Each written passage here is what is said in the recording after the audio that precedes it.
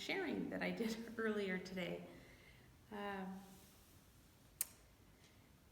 In Godly Play, we begin each parable story with the reassurance for the children that the story is a gift from God.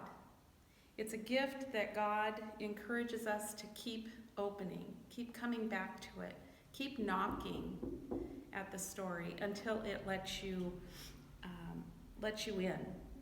I had not read Jonah since I shared it in Godly Play, and God's timing is so impeccable always. When Pastor invited me to share, I had no idea that the story of Jonah would invite me in the way it did. The story is a message of God's grace and mercy. God knew that Jonah's heart needed to be expanded, and through Jonah's actions and decisions, God reveals Jonah's purpose. I'm drawn into the story here with the idea that sometimes the challenges or storms or fears that we face are an intervention of sorts to help us to do something differently, to see something differently, or in my case, to see someone differently. As many people know, my family grew through adoption. Steve and I had Haley, and before we got married, the pastor had asked, about our family plan, and our plan was that we had settled on we wanted to have 3 children, and so that was the plan. But as planning goes, it's not our plan, it's God's plan, right? So we had Haley, and she was 8, and we had been trying to have to round our family out, and it just wasn't happening. So we set out on the path of adoption. And when you do that, you fill out paperwork that describes what you're hopeful for, what you want your family to look like. And Steve wanted to have a boy, and I thought an infant would be wonderful.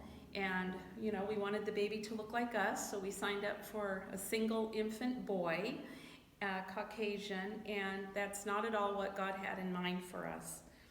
So I get a call from our caseworker, and she said, I have a file here that I want you and Steve to look at. It's not at all what you thought of, but is it okay if I bring this over and we'll take a look? And so she came over, and she handed me the file first, and I opened it, and it was a picture of 2 older, they were 1.5 and 3, mixed race girls, 2 girls. And so I slid the file over across the table to Steve, and he was a reluctant participant, really. He wanted my agony of not having any more children. He wanted to alleviate that. And so while he, was okay with the idea, really he was there because I really wanted it. And so anyway, I slide the file over. He looks at it, and in that moment, I truly believe that God opened his heart, just laid it open, because he took a look, and then he closed the file, and he slid it to the lady, and he said, we'll take 2, they're small. And I loved that moment. I love when we reshare that story, because if you know Steve, he's just this big gruff dude, and it was, we'll take 2, they're small. And it was lovely. So anyway, that's how our family started. And so they came as half-sisters, 1.5 and 3 years old, and both of them had suffered a great deal of abuse. And having had 1 child before their arrival, I was really confident in my capacity to love my children. And I was naively confident that I could heal whatever wounds remained for them. Those first months, I was terrified that I wasn't capable of being the girls' mom. Fear was growing inside my heart. I was becoming bitter about the damage their birth mother had caused. Like Jonah, I was praying all the right words, but I truly wasn't trusting that God heard my prayers or was seeing us through this. It was a dark time. Then about a month before the adoption proceeding, the final one, we were told that the birth mom had requested to meet me And by this time, several stressful months had passed, and I had developed a really hard heart about this person. My judgments were harsh, and worse yet, my self-righteousness was fully intact, and it was on display. Again, I had been praying for this person all along for health and wellness and healing, but when faced with the prospect of being in her presence, I had to acknowledge that I didn't really want those things for her. I didn't really want God to answer those prayers. I wanted her to suffer. I was having a hard time with the idea that she deserved any grace or mercy or forgiveness for that matter. I could not see what the benefit would be for her and I to meet, but I went.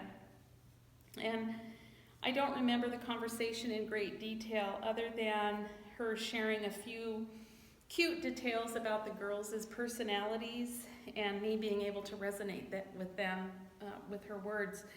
And I began to see, I remember feeling, that she didn't set out to be an addict. She hadn't set out to lose 4 children. And I could feel that pain, and it was really, it was a pivotal time for me in those moments with her.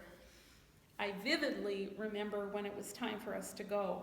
And I said in the first session, that hug will remain, to date, is the longest hug I've ever had in my life, and probably the most intense hug because of the exchange of energy. And I describe it as like the clashing of our motherhoods coming in this just weird space of despair and anguish for her, and maybe a little bit of that for me too. There was lots of tears and her thanking me and me thanking her.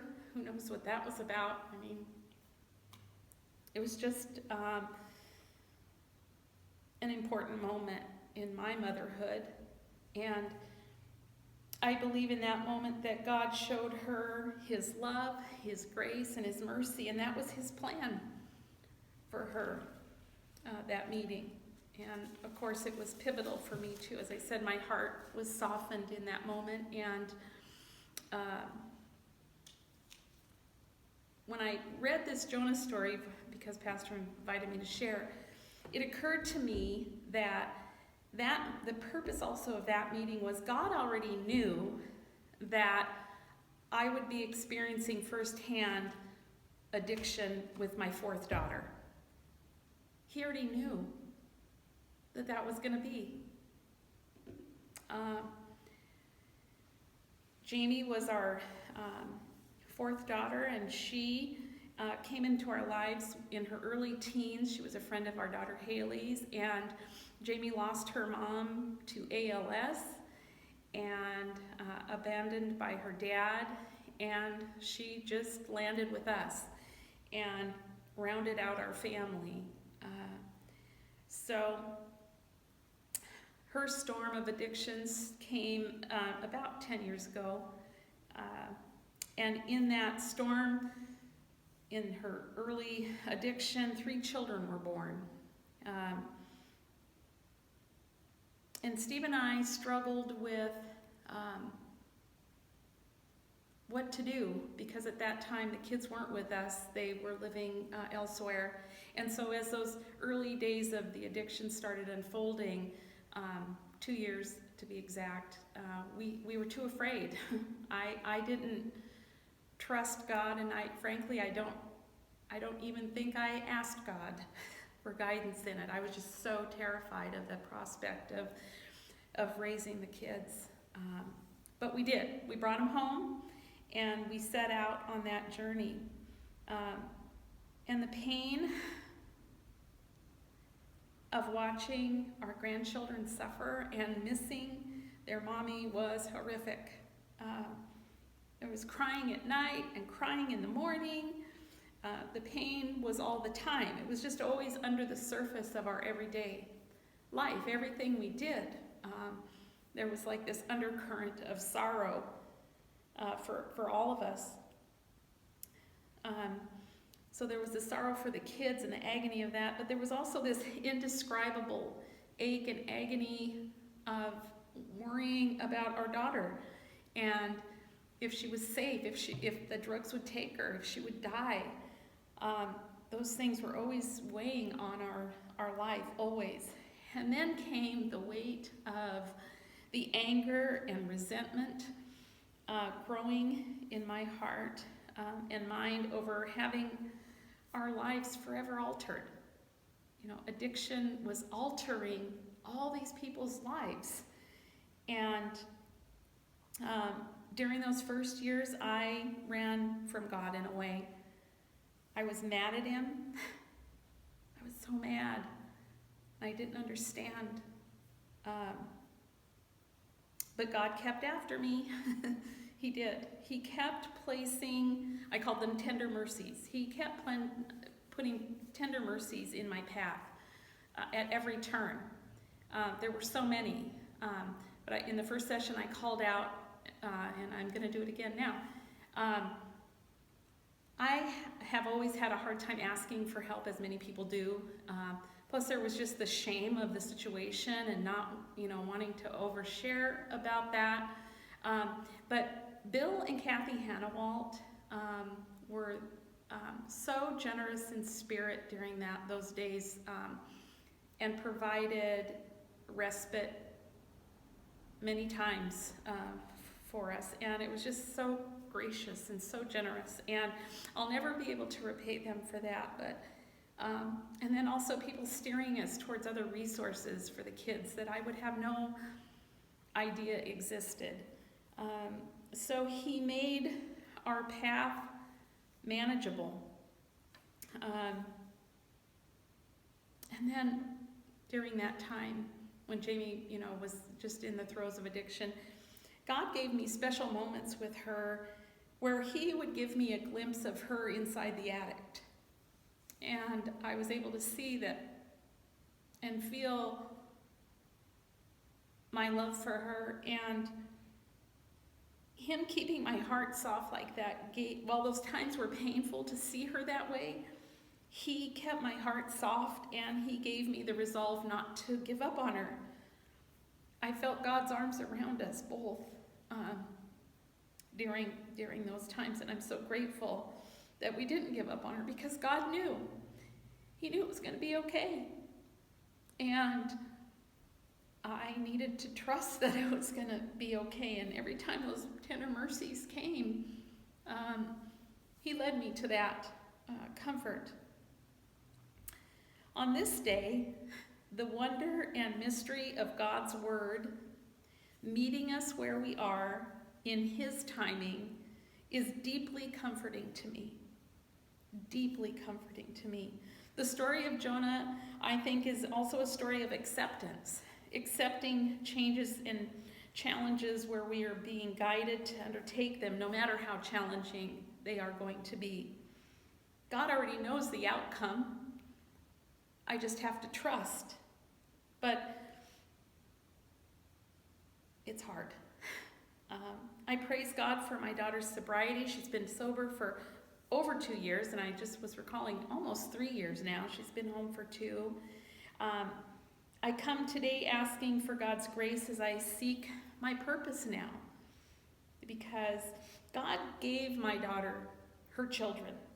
He gave those children to her, and she's working so hard to find her footing as a mama, and I'm trying to let go of my role as the surrogate mama, all while we live under the same roof.